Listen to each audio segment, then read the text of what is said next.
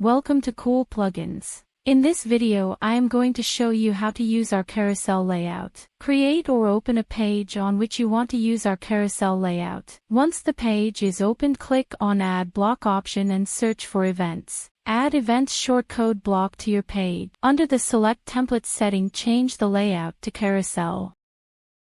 Click on Publish or Update button and view the page.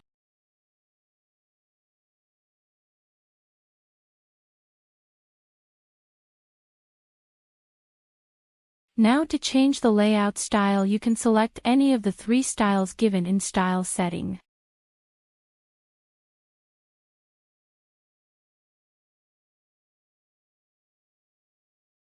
This is how you can use any style of the carousel layout to show your events.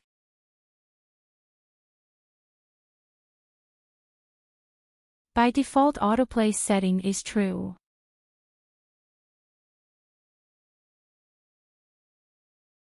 You can set it to false for stop autoplay.